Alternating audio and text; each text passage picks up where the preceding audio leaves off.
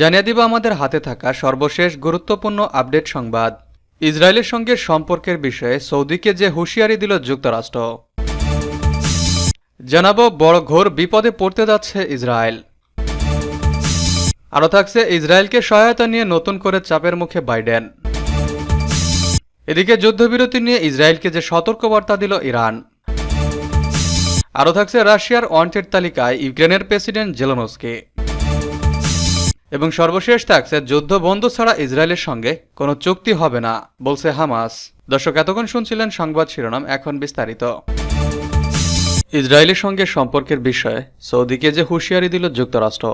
ইসরায়েলের সঙ্গে কূটনীতিক সম্পর্ক স্বাভাবিক না করা পর্যন্ত সৌদি আরবের সঙ্গে কোনো প্রতিরক্ষা চুক্তি করবে না বলে হুঁশিয়ারি দিয়েছে যুক্তরাষ্ট্র। শনিবার মার্কিন জাতীয় নিরাপত্তা উপদেষ্টা জ্যাক সুলিভান একথা বলেন। তিনি বলেন, সমন্বিত দৃষ্টিভঙ্গি হল মার্কিন যুক্তরাষ্ট্র এবং সৌদি আরবের মধ্যে দ্বিপাক্ষিক সমঝোতা ইসরায়েল ও সৌদির মধ্যে সম্পর্ক স্বাভাবিকরণ এবং ফিলিস্তিন জনগণের পক্ষে অর্থপূর্ণ পদক্ষেপের সঙ্গে সম্পর্কিত। তিনি আরও বলেন, এসব বিষয় একসঙ্গে হতে হবে এবং এগুলোর একটিকে আপনি অন্যটি থেকে আলাদা করতে পারবেন না। ব্রিটিশ প্রভাবশালী দৈনিক ফিনান্সিয়াল টাইমসকে দেয়া এক সাক্ষাৎকারে মার্কিন জাতীয় নিরাপত্তা উপদেষ্টা এসব কথা বলেন। সুলিভান বলেন, আমি আশা করি সামনের মাসগুলোতে মার্কিন প্রেসিডেন্ট এবং আমাদের অন্য কর্মকর্তাদের কাছ থেকেও আরও অনেক কিছু শুনতে পাবেন। আমাদের বিশ্বাস আমরা আরও নিরাপদ ইসরায়েল এবং এই অঞ্চলকে আরও শান্তিপূর্ণ করতে পারব। তিনি বলেন, এখন আমরা যা করতে পারি তা হলো আমাদের যে দৃষ্টিভঙ্গি তা নিয়ে কাজ করা এবং এই অঞ্চলে যতগুলো সম্ভব দেশকে এর সঙ্গে সম্পৃক্ত করা, তার চেষ্টা করা এবং তারপর এটি উপস্থাপন করা। তবে শেষ পর্যন্ত এটি ইসরায়েলি নেতৃত্বের উপর নির্ভর করবে এবং স্পষ্টতই শেষ পর্যন্ত ইসরায়েলিরাই সিদ্ধান্ত নেবে যে তারা পন্থায় সমাধান চায় কিনা। বড় বিপদে পড়তে যাচ্ছে ইসরায়েল।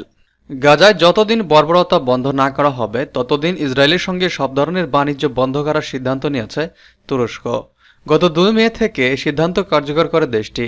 তুরস্ক বাণিজ্য বন্ধ করার 3 দিনের মাথায় ইসরায়েলি সংবাদ মাধ্যম ক্যালকালিস জানিয়েছে, তুরস্কের এই বাণিজ্য বয়কটের প্রভাব আগামী কয়েকদিনের মধ্যেই পড়া শুরু করবে।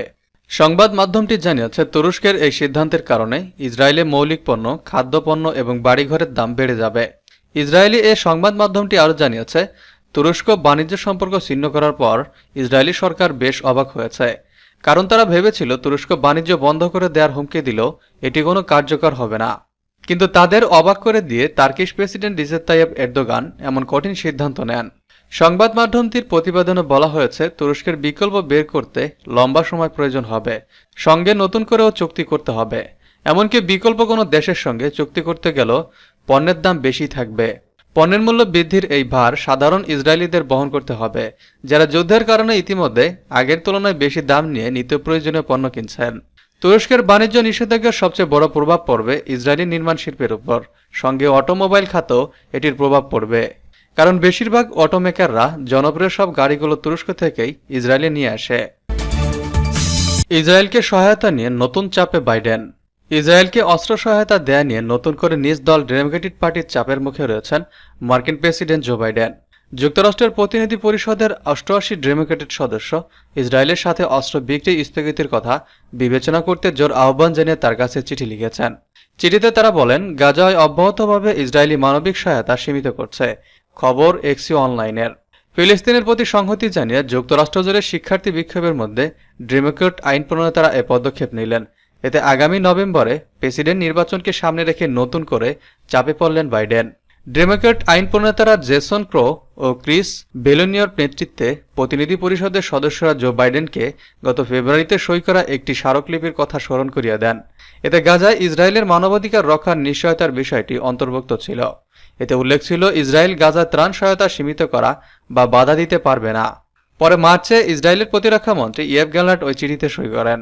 আইন প্রণেতারা বলছেন, তারা ইসরায়েলের প্রতিরক্ষার অধিকারকে জোর সমর্থন করেন, তবে যথেষ্ট প্রমাণ আছে ইসরায়েল ফেডারেল আইন লঙ্ঘন করছে, যার ভিত্তিতে স্মারকলিপিটি সই হয়েছিল। জাতিসংঘের মানবাধিকার বিষয়ক অফিসের তথ্য, কেবল অর্ধেক ভর্তি করে ত্রাণ সামগ্রী নিয়েই গাজায় ট্রাক প্রবেশ করতে পারছে। চিঠিতে সই করা ডেমোক্র্যাটদের মধ্যে অনেক উচ্চপদস্থ ও বিখ্যাত ব্যক্তি রয়েছেন। তাদের মধ্যে প্রতিনিধি পরিষদের নিউ ডেমোক্রেট কোলিশিয়ন্সের চেয়ারম্যান অ্যানি কোস্টার ও হাইস ইন্টেলিজেন্স কমিটির সদস্য জিমি হিসোমা আছেন। চিঠিতে গাজায় ত্রাণ সরবরাহ নির্বিঘ্ন করার আহ্বান জানিয়ে বলা হয়, গাজায় একটি দুর্ভিক্ষ খোদ ইসরায়েলি স্বার্থের জন্য ক্ষতিকর। এর আগে গত মাসের শুরুতে মার্কিন প্রতিনিধি পরিষদের 57 ডেমোক্র্যাট সদস্য বাইডেনকে লেখা এক চিঠিতে ইসরায়েলকে অনুদান বন্ধ রাখতে বলেন। যুদ্ধবিরতি নিয়ে ইসরায়েলকে যে সতর্কবার্তা দিল ইরান। বিশ্বের অনেক দেশে ইসরায়েলের বিরুদ্ধে বিক্ষোভ শুরু হয়েছে, এর ফলে দেশটির উপর চাপ বেড়েছে। গাজায় যুদ্ধবিরতি চুক্তিতে পৌঁছানোর সম্ভাবনা বাড়িয়ে তুলেছে বলে জানিয়েছেন ইরানের পররাষ্ট্রমন্ত্রী হোসেন আমির আবদুল্লাহিয়ান। শনিবার গাম্বিয়ার বানজুলে ইসলামিক অপারেশন ওআইসির শীর্ষ সম্মেলনে তিনি এসব কথা বলেন।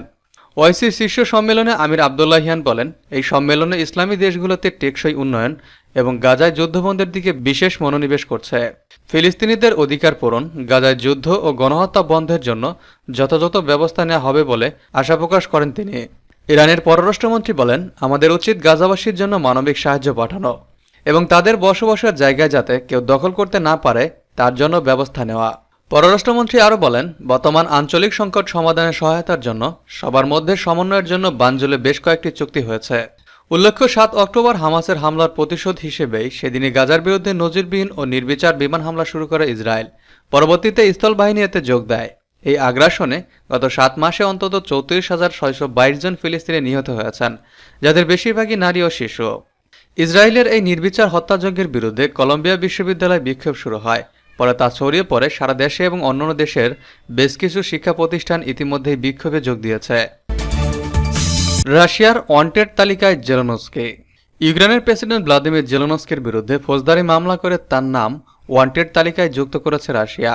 শনিবার রাশিয়ার স্বরাষ্ট্র মন্ত্রণালয়ের তথ্য ভাণ্ডার উদ্ধৃতি দিয়ে রাষ্ট্রীয় সংবাদ সংস্থা তাসের এক প্রতিবেদনে এ তথ্য জানানো হয়। তবে ওই তথ্য ভাণ্ডারে এ নিয়ে বিস্তারিত কিছু জানানো হয়নি। রুশ গণমাধ্যম আইটি জানিয়েছে, রাশিয়ার স্বরাষ্ট্র মন্ত্রণালয়ের ওয়েবসাইটে বলা হয়েছে, রাশিয়ার ফৌজদারি দ্বন্দ্ববিধির এক ধারায় ইউক্রেনের প্রেসিডেন্টকে ওয়ান্টেড তালিকায় রাখা হয়েছে, যেখানে তার পুরো নাম, ছবি এবং জন্ম তারিখও দেওয়া হয়েছে। তবে তার বিরুদ্ধে করা ফৌজদারি মামলার বিষয়ে কোনো তথ্য দেওয়া হয়নি।